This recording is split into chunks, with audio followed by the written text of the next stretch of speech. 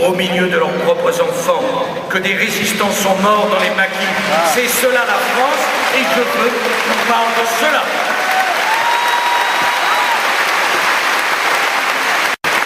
Ça n'est pas bien pour vous. Hein? Où ça? Regarde du Nord. Bon, vous avez été sifflé, M. Sarkozy. Par qui? Par ceux qui cassaient la gare? Mais ils ont bien fait, c'est pas des relations à moi.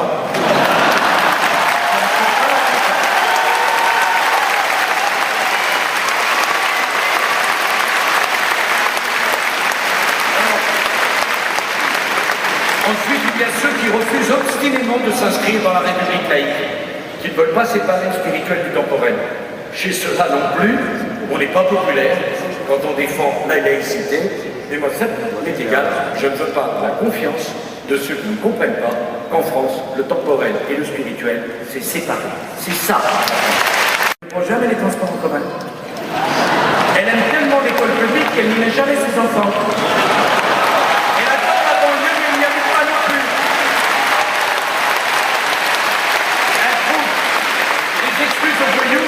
À condition qu'elle reste dans les quartiers qui ne sont pas les siens.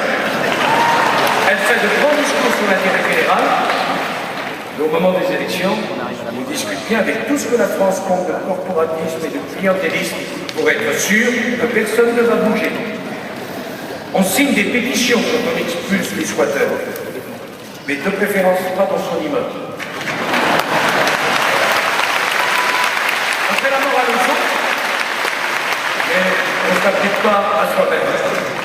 Cette gauche-là, la pauvre, entre Jules Ferry et mai 68, elle a choisi mai 68, moi j'ai choisi Jules Ferry et d'autres. L'exploitation des clandestins dans le travail au noir, qui ruine les patrons, les ouvriers, qui déclarent tout, et les familles que l'on est obligé d'entasser dans des hôtels sordides et dangereux. Elle ne veut pas voir l'impossibilité d'accueillir dignement toute la misère du monde. La bonne conscience de gauche dit que pour diminuer la fraude, il n'y a qu'à donner la gratuité aux rémistes. Elle ne veut pas voir qu'ainsi, elle les enferme dans l'assistance. Pensez donc, s'ils retrouvent un travail, ils perdront le bénéfice de la gratuité. C'est sans doute pour les socialistes qu'on appelle encourager le travail.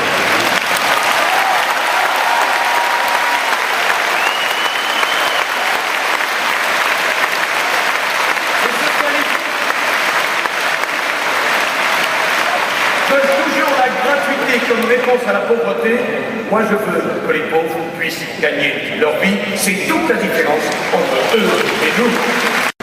Voici donc la coalition hétéroclite, qui ne veut absolument pas que je sois élu. Il y a du beau monde. Même Arlette Laguillet s'y est mis. Elle est prête à tout, cette coalition, pour faire barrage à l'unique problème français, faire barrage à ma candidature. Prête à tout pour empêcher le débat, prête à toutes les caricatures. J'ai d'ailleurs été étonné qu'on puisse en inventer autant me concernant. Si j'existais pas, il faudrait faire quelque chose absolument pour m'inventer.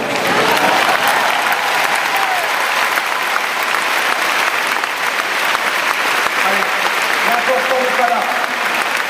Il est dans la rencontre d'un homme et d'un peuple, dans ce miracle de l'élection présidentielle, par lequel un homme cesse d'être l'homme d'un parti pour devenir l'homme de la nation, et qui est le fruit d'une exigence humaine, d'une exigence, je vous l'assure, il faut ouvrir son âme et son cœur.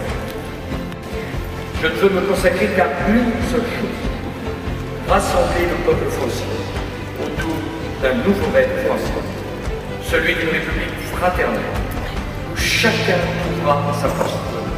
Personne n'aura plus peur de l'autre, où la diversité sera vécue, non comme une menace, mais comme une richesse. Ce rêve, je voudrais tellement qu'il soit le vôtre. Ce rêve, je voudrais que nous le fassions partager à tous les Français, quelles que soient leurs origines, quelle que soit leur croyance, quel que soit leur parti. Ce rêve, je voudrais le faire partager à tous ceux qui aiment la France et qui pensent que c'est le bien le plus précieux qu'ils ont à transmettre à leurs enfants. Ce grand rendez-vous de la France avec elle-même, quelle élection présidentielle, ne soit pas une fois encore un rendez-vous manqué, comme ce fut si souvent le cas dans le passé. Alors voilà, j'ai besoin de vous. J'ai besoin de vous pour que surgisse des tréfonds de notre pays. Ce grand mouvement populaire qui exprimera loin des ambitions dévorantes qui suscitent tant de petitesse, l'ardeur d'une France qui ne veut pas mourir. Mes chers compatriotes, ces mots magnifiques que je vais vous dire du fond du cœur. Vive la République qui est par-dessus tout. Vive la France.